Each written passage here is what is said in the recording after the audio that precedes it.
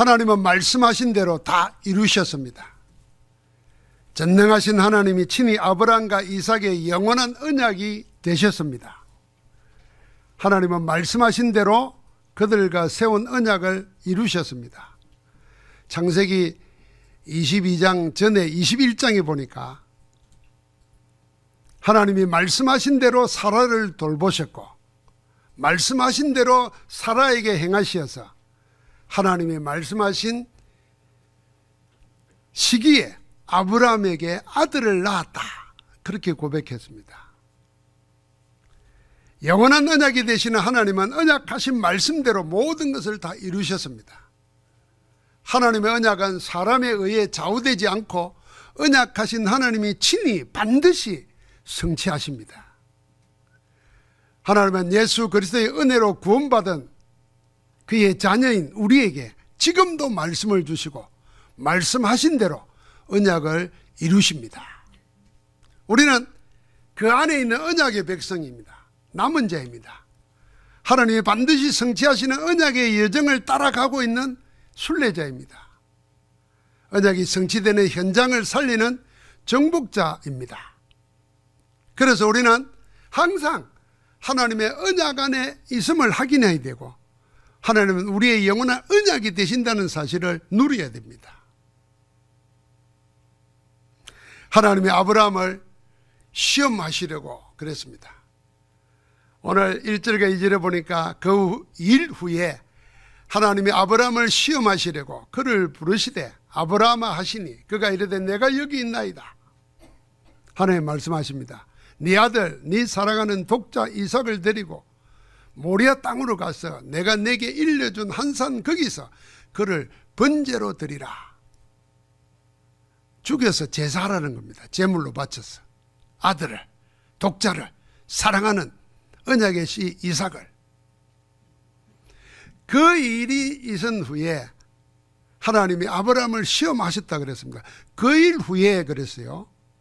그럼 그 일은 도대체 무슨 일입니까? 이게 창세기 21장 18절부터 21절에 기록되어 있습니다.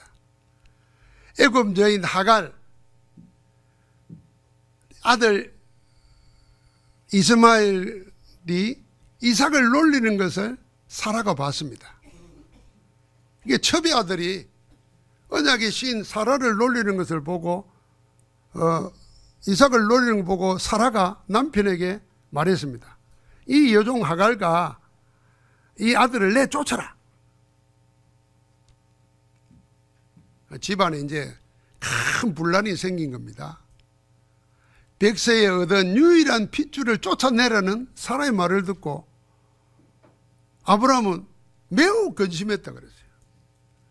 쉽게 쉬운 말로 말하면 골치 아프게 생긴 거예요. 이 본처가 난 언약의 시 이삭이 있는데 저 첩의 아들 저걸 본처가 쫓아내려고 하니까 저걸 붙잡아 두자니 심각하잖아요. 고민하고 있을 때 하나님이 아브라함에게 말한 겁니다.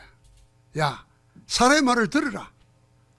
그 말대로 네 언약은, 내 언약은 이 사라로 통해서 얻은 이삭이 내 시다. 그러니까 저 여종과 아들은 내쫓아라. 내가 그 아들은 큰 민족을 이루게 해주겠다. 하나님은 그렇게 말했어요.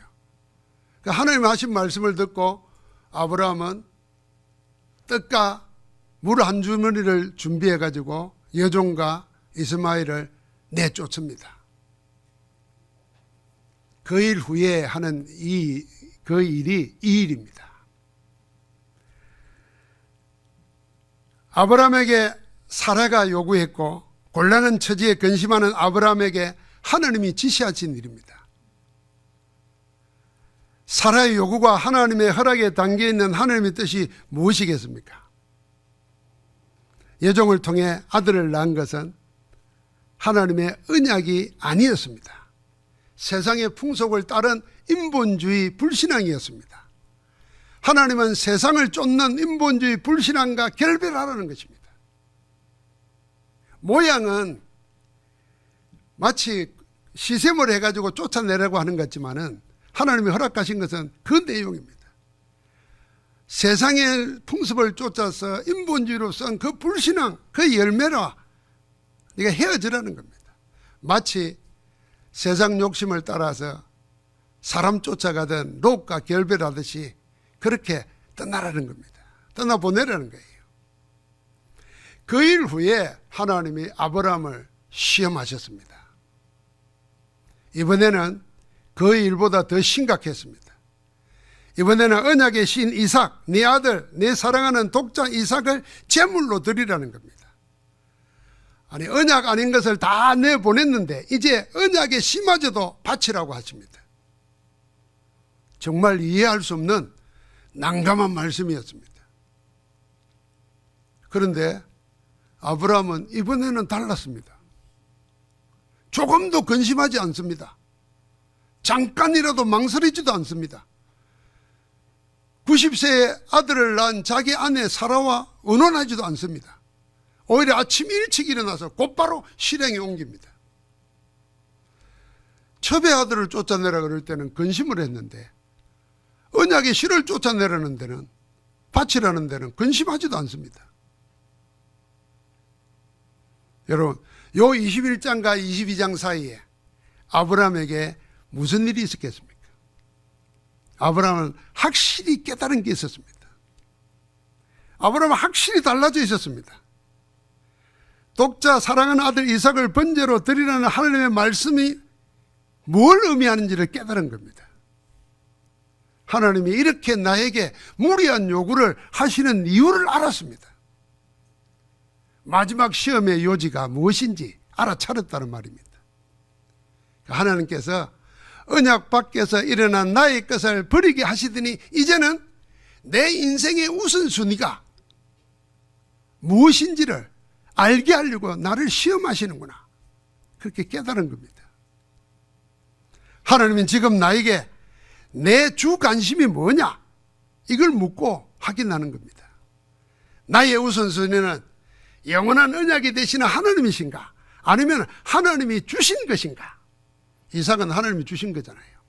하나님이냐, 주신 하나님이냐, 하나님이 주신 것이냐? 나의 주는 하나님인가, 하나님이 주신 이삭인가? 이걸 묻는 겁니다. 여기에 아브라함은 나의 주는 영원한 언약이 되시는 하나님이십니다. 내 인생의 우선순위도 하나님이십니다. 하나님이 주신 다른 무엇이, 그것이 아무리 귀할지라도 내 주가 아니고 내 우선순위가 아닙니다, 고백하는 겁니다. 하나님이 비록 절대 불가능해서 절대 가능으로 주신 이삭마저도 내 전부가 될 수 없습니다. 하나님만이 나의 전부입니다. 하나님이 내 인생의 모든 것입니다. 이제 하나님의 다른 것은 나의 것이 아닙니다. 이걸 아브라함은 몸으로 신앙 고백하고 있는 겁니다. 아브라함에게 있어서 마지막 시험은 둘도 없는 오직 하나뿐인 아들 언약의 씨 이삭이었습니다. 이 이삭은 세상의 풍속을 따라 얻은 아들이 아닙니다. 인본주의의 결과도 아닙니다. 오로지 하나님의 언약으로 되어진 열매입니다. 하나님이 허락하신 선물입니다. 하나님은 지금 아브라함에게 하나님이 허락하신 것, 하나님이 주신 것, 내가 누리고 있는 것, 그것까지도 요구하는 겁니다. 비록 하나님이 나에게 주셔서 지금 내가 가지고 있는 이 모든 것도 내 것이 아니다, 하나님의 것입니다, 고백하고 있는 겁니다. 나는 이제 하나님이 다른 것, 그것이 하나님이 주신 것일지라도 내 마음과 내 생각, 내 영혼의 주로 자리 잡으면 안 된다. 나에게 오직 나의 주는 나의 하나님, 하나님 한 분뿐입니다. 이걸 고백하는 거예요. 이 아들을 제물로 묶어가지고 제단에 올려놓고 칼을 잡고 죽이려고 했습니다. 아브라함은 이미 하나님께 자기 아들을 번제로 다 바친 겁니다. 제물로 묶여가지고 제단 위에 놓여있는 이삭도 이미 하나님께 자신을 제물로 드린 겁니다. 아브라함과 이삭 둘 다 하나님이 받으신 겁니다. 그래서 하나님이 아브라함에게 멈추게 하시고 말씀하십니다. 거기에 아브라함을 시험한 이유가 나옵니다. 사자가 이르시되 그 아이에게 내 손을 대지 말라. 그에게 아무 일도 하지 말라. 내가 내 아들 내 독자마저도 내게 아끼지 아니하였으니 내가 이제야 네가 하나님을 경외하는 줄로 아노라 그랬습니다. 아브라함은 하나님의 시험을 통과했습니다. 하나님 경외, 하나님을 믿고 하나님을 의뢰하고 하나님을 영화롭게 하는 그걸 확인한 겁니다. 여러분, 우리는 하나님이 주신 것 때문에 하나님을 잊어버립니다. 내가 이 이야기할 때마다 어릴 때 제가 딸이 셋이잖아요. 그 딸이 하나밖에 없을 때, 첫 딸을 맞이했을 때 얼마나 예쁜지. 어디 그 학교 공부하러 가도 서울에서 버스 타고 내려오면서 집사람은 생각 안 나는데 애 생각나요.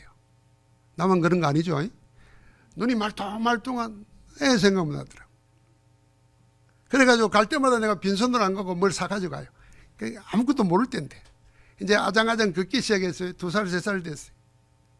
그래서 내가 밖에 뭘 사가지고 가면 아빠하고 안겠다가 그걸 주면 풀어서 먹고 이래야 돼요. 이게 어느 날 갔더니 나를 안 쳐다보고 내 손을 쳐다보더라고. 내가 뭘 가지고 오냐 이걸 보는 거지. 그래서 내가 다음부터 안 되겠다. 내가 갖다 주는 것을 보는구나. 나를 봐야지. 그래서 이불을 그 다음에 안 가져갔어요. 그랬더니 뛰어노더니 탁 보는 게 내 손을 보니까 아무것도 없거든. 울더라고. 그래서 내가 안고 말했지. 야, 아빠가 있으면 이것도 오는 거야. 내가 내 행동을 하면서도 내가 하나님 생각을 했습니다. 우리도 이러고 살구나. 하나님이 주신 것 받아가지고 하나님을 잊어버려. 지금 아브라함에게 하나님이 그걸 묻고 있는 겁니다.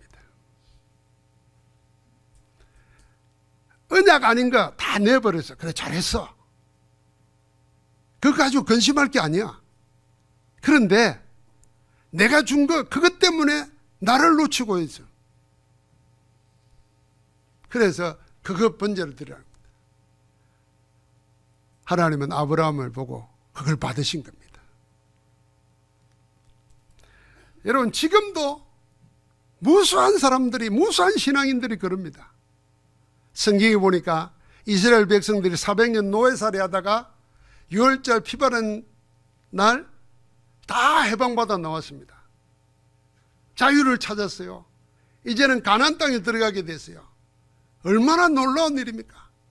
그런데 하나님이 모세를 불러서 40일 동안 이스라엘 백성이 어떻게 살아야 될지를 얘기하고 계명을 주시고 하는데 이스라엘 백성은 밑에서 뭐 했습니까? 하나님이 은혜로 주신 귀걸이, 금팔찌 다 뽑아가지고 금송아지 만들어서 우상 숭배했습니다. 하나님 주신 것 가지고 하나님을 잊어버린 거예요. 그래서 이스라엘 백성은 그날에 무수한 사람들이 죽었습니다.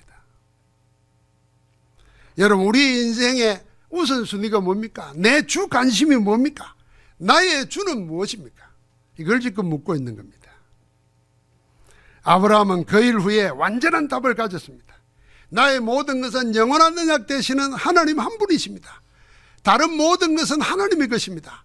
모든 것을 하나님께 드리고 나는 하나님 한 분으로 충분합니다 하는 확실한 답을 아브라함은 가진 겁니다. 그래서 아내와 의논하지도 않았고 아침에 일찍 일어나서 나귀의 안장을 지우고 번제에 쓸 나무를 쪼개 가지고 이삭과 두 종을 데리고 하나님이 지시한 것으로 항한 것입니다. 3일째 되는 날 산 아래에 이르자 두 종에게 나귀와 함께 여기 있어 기다리라 그럽니다. 그러면서 뭐라 그럽니까? 내가 저기 가서 예배하고 내가 돌아오겠다 이래야 되는데 우리가 너희에게로 돌아오리라 그랬습니다. 이거 뭡니까? 두 가지가 있어요. 처음에는 분명한 확신이 있었어요. 그래서 우리가 돌아온다 그랬어요. 그리고는 산 아래에 종들이 올라오지 못하도록 나중에 방해할 수 있으니까 떼어놓는 겁니다. 방해할 걸 미리 차단하는 겁니다. 그리고는 번제에 쓸 나무를 이삭에게 지우고 아브라함은 불과 칼을 손에 잡고 두 사람이 산에 오르기 시작합니다. 거기서부터 제사 드리는 곳까지 가는 길에는 아무도 없습니다. 아버지와 아들 둘밖에 없습니다. 아들을 제물로 바치러 가는 비장한 아버지와 자기가 제물인지도 모르고 자기를 불살을 나무를 지고 올라가는 아들 둘밖에 없습니다. 이제부터 이 두 사람이 나누는 대화를 들어보십시오. 아들 이삭이 아버지 아브라함에게 먼저 묻습니다. 7절이죠. 불과 나무는 여기 있거니와 번제할 어린 양은 어디 있습니까? 아버지 아브라함이 대답합니다. 내 아들아, 번제할 어린 양은 하나님이 자기를 위하여 친히 준비하시리라. 이 대화 이후에 질문한 아들과 대답한 아버지 둘 다 아무런 말이 없습니다. 오고 말이 더 이상 없어요. 아브라함과 이삭이 나눈 대화의 초점이 뭡니까? 주목해 보십시오. 뭔 대화의 주제가 뭡니까? 하나입니다. 번제할 어린 양, 제물입니다. 제물이 대화의 초점이고 주제입니다. 뭐 올라가면서 많은 이야기를 하실 수 있겠습니까? 할 수 있겠습니까? 아버지는 이 아들을 죽여야 되는데 뭔 말을 하겠습니까? 그런데 딱 한마디 대화 나눈 내용이 제물을 가지고 대화 나눴어요. 여러분이 누구와 대화할 때 제물을 대화로 나눈 적이 있습니까? 하나님께 제사하는 데 대한 나의 제물이 무엇인지 생각해 본 적이 있습니까? 아버지와 아들은 제물을 얘기했습니다. 나는 왜 원치 않는 재앙을 당해야 하는가? 아무리 발부둥 쳐도 재앙에서 벗어나지 못하는 이유가 뭔가? 나에게는 왜 이런 불행이 계속해서 닥치는가? 그것도 한두 분이 아니고 계속 끊이지 않고 일어나는가? 나는 이게 타고난 팔짱과 운명인가? 그렇다면 벗어날 수 있는 길은 뭔가? 없나? 이런 생각에 사로잡힙니다. 이런 고민 끝에 인류가 생각해낸 게 있습니다. 나에게 닥친 재앙을 해결하기 위하여 뭔가 나를 대신하여 벌을 받고 나를 그 저주에서 풀어나게 해주는 것, 그게 제사입니다. 희생제사. 그렇게 나를 대신할 희생제물로 인간을 제물로 바치는 인신제사가 인류 고대사부터 있습니다. 지금도 엄습한 비밀 종교에는 사람을 제물로 바칩니다. 우리가 이 전쟁도 다른 한쪽에서 보면요, 인간이 자기 탐욕을 채우기 위해서 사람을 제물로 쓰는 거랑 마찬가지입니다. 사람 죽는 걸 예사로 생각합니다. 어린아이 165명이 초등학생들이 폭탄에 맞아 죽었는데 아무도 인정을 안 합니다. 우리는 그걸 또 무슨 게임 보듯이 영화 보듯이 그냥 보고 앉았습니다. 이게 인류사에 계속 내려오는 희생제사입니다. 그게 나중에는 사람이 이성이 깨어나면서 동물제사로 바뀌었고 곡물제사로 바뀌고 지금은 돈으로 제물로 삼고 계속 내려오는 겁니다. 여러분, 이게 인신제사가 동서양을 막론하고 다 문화 속에 남아 있습니다. 우리나라 문화의 그 심청전도 그거 보면은 심청이를 제물로 바치는 거잖아요. 인신제사예요. 서양에는 보면은 마귀사냥, 그게 다 전염병을 해결하기 위해서 희생제사 삼는 겁니다. 하나님께서 아브라함에게 아들을 번제로 드리라는 것은 이런 인간 사이에 만연해 있는 인신제사의 모습입니다. 아브라함도 그걸 알았고 이삭도 그걸 알았어요. 그래서 이삭은 이제는 내가 제물이구나, 아예 체험하고 자기를 드린 거예요. 그러나 하나님은 죄로 가득한 세상과 하나님 떠난 죄인인 인간이 만들어 놓은 사악한 습성을 원치 않습니다. 하나님은 자기를 위하여 친히 제물을 준비하심으로 온 세상 모든 민족에게 만연해 있는 인신제사, 희생제사를 끝내려고 하시는 겁니다. 그래서 아브라함에게 언약에 실어주신 이삭을 제물로 바치라는 겁니다. 자, 아브라함과 이삭은 제물에 대해서 얘기하다가 하나님이 자기를 위해서 친히 준비하신 제물이라는 말로 매듭이 지어졌습니다. 더 이상 묻지도 않았고 아브라함도 더 이상 답하지 않았어요. 그러면은 아브라함과 이삭, 아버지와 아들 사이에 둘이 뭘 통했다는 겁니까? 하나님이 친히 자기를 위하여 준비하신 제물, 여기에 통했다는 겁니다. 그래서 아브라함은 이걸 믿었기 때문에 우리가 저기 가서 예배하고 우리가 너희에게로 돌아오리라, 우리라고 말한 겁니다. 아브라함과 이삭은 이 비밀을 알았기 때문에 자신을 아낌없이 들었어요. 이삭은 반항하지도 않았어요. 죄인인 우리 인간이 만든 종교, 제사, 그 어떤 희생으로도 인간의 근본 문제, 하나님 떠난 원죄와 그로 인해서 사단에게 속해서 저주 재앙받는 것 해결 못합니다. 운명에서 빠져나오지 못합니다. 비록 사람을 제물로 바치는 희생제사로도 안 됩니다. 그래서 사람이 자기 몸을 불살르게 내어줄지라도 사랑이 없으면 아무것도 아니라 그랬잖아요. 여러분, 누가 누구를 위해서 내 몸을 불살르게 내어주겠습니까? 대의를 위해서는 할 수 있습니다. 분신자살도 합니다. 그러나 누구를 위해서 내 목숨을 불살르게 내주겠어요? 그것보다 더 큰 사랑이 어디 있겠어요? 그런데 성경은 뭐라 그럽니까? 그것도 사랑이 없으면 아무것도 아니라 그랬어요. 그때 사랑이 뭐겠습니까? 하나님이 친히 준비하신 제물 예수 그리스도입니다. 하나님이 사랑이시잖아요. 사랑의 본체가 예수 그리스도십니다. 그래서 그리스도께서 우리를 대신해서 친히 제물이 되신 겁니다. 하나님이 친히 준비하신 제물이 하나님의 복음인 예수 그리스도십니다. 아브라함이 눈을 들어 살펴본 적 한 수양이 뒤에 있는데 뿔과 수풀에 걸려 있는지라 아브라함이 가서 그 수양을 가져다가 아들을 대신하여 번제로 드렸더라. 하나님은 그걸 받으셨다는 거 아니에요. 그래서 나타나셔서 다시 언약을 주시고 네가 대적의 문을 얻으리라 그러고 내가 너로 큰 민족을 이루게 하겠다고 언약을 다시 축복으로 확인시켜 줍니다. 그 제물을 받으셨다는 거 아니에요. 이삭을 대신한 수양은 하나님이 친히 준비하신 제물입니다. 이 수양이 바로 우리의 죄를 대신하신 대속물 예수 그리스도이십니다. 주님이 직접 말했잖아요. 마태복음 20장 28절, 마가복음 10장 45절에 인자가 온 것은 섬김을 받으러 온 것이 아니라 도리어 섬기려 하고 자기 목숨을 많은 사람의 대속물로, 죄를 속하는 제물로 드리기 위해서 오셨다 그랬습니다. 하나님의 온 인류 모든 사람을 위해서 친히 준비하신 영원한 산제물이 예수 그리스도이십니다.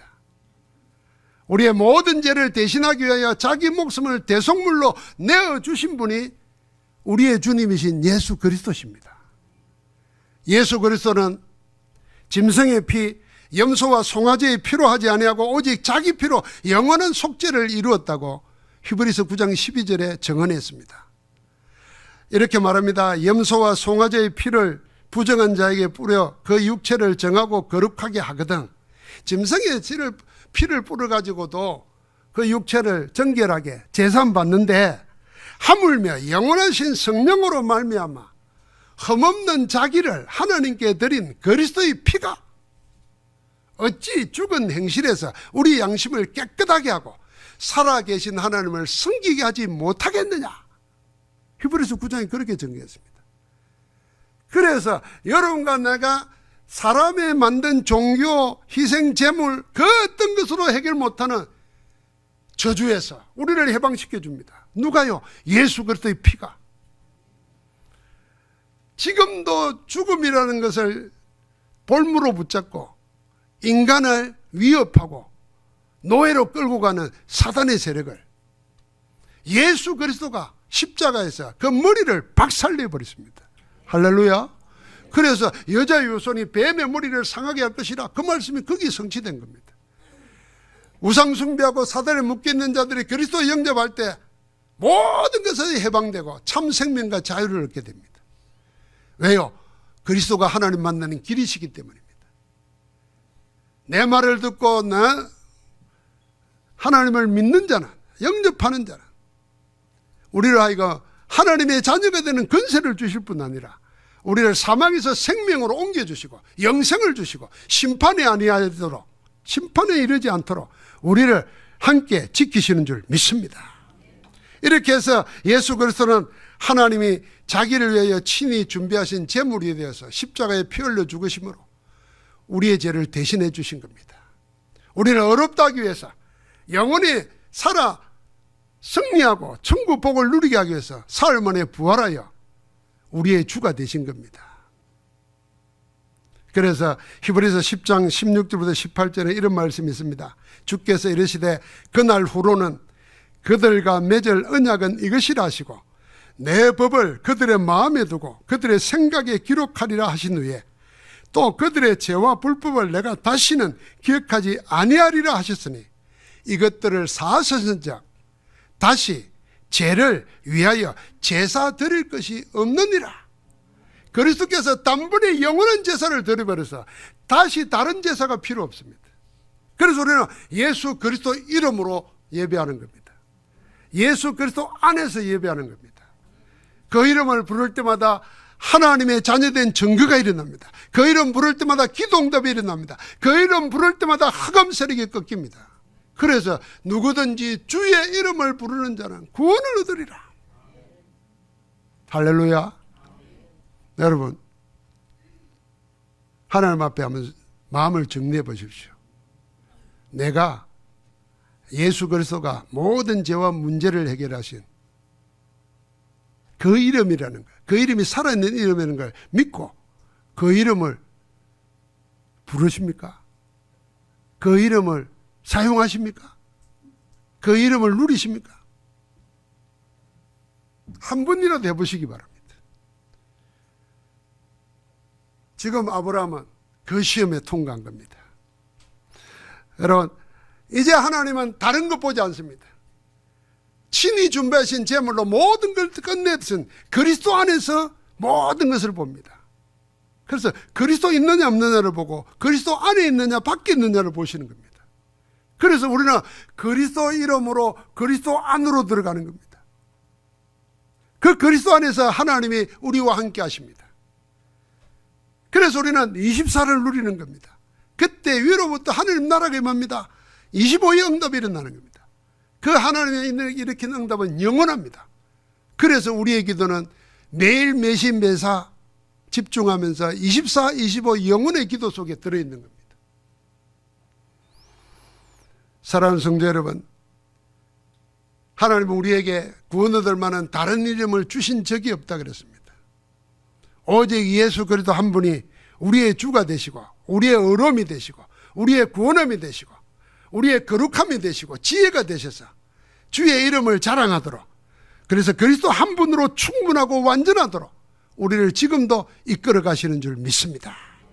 그래서 지금 아브라함은 그 신앙 고백을 몸으로 한 겁니다. 이삭은 그걸 사실적으로 체험한 겁니다. 그래서 이삭의 삶 속에는 문제가 하나도 없습니다.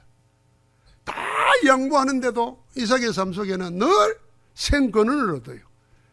나중에는 로봇 경제의 응답을 받습니다. 그 후손을 통해서 이스라엘의 12지파가 나게 되고 큰 민족을 이루고 그 후손으로 그리스도가 오셔서 지금도 모든 구원의 길을 열어놓습니다. 사단은 하나님이 열어놓은 길 말고 인간이 만든 길을 자꾸 이야기합니다. 그게 종교예요. 그게 문화예요. 그럼 모든 문화가 구원 줄 것처럼 속입니다. 여러분, 음악하는 사람들 들어보십시오. 음악이 자기 구원이라 생각합니다. 그림 그리는 사람요, 그림이 자기 구원입니다. 문학은요, 문학을 구원이라고 말합니다. 여러분과 나의 구원은 뭡니까? 음악입니까? 미술입니까? 돈입니까? 하나님 지금 아브라함에게 그걸 시험하는 겁니다. 여러분, 내가 성령의 능력으로 하나님이 주신 것 때문에 하나님이 이러지 말고 모든 걸 내어놓고 오직 복음만 붙잡고 복음 안에서 하나님의 모든 축복을 누리고 2, 3, 7, 5천 종족 살리는 복음의 정인으로 나아가기를 주의 이름으로 축복합니다. 하나님 감사합니다. 오늘도 우리 안에 오직 예수 그리스도가 절대 망대가 되고 성령 하나님이 함께 하시고 동행하시고 역사하시는 그 절대 예정을 가며 우리 생을 두고 하나님의 작품을 증거로 남기는 절대 예정표를 세우는 정인으로 서게 하여 주옵소서. 우리 주 예수 그리스도 이름으로 기도하옵나이다. 아멘.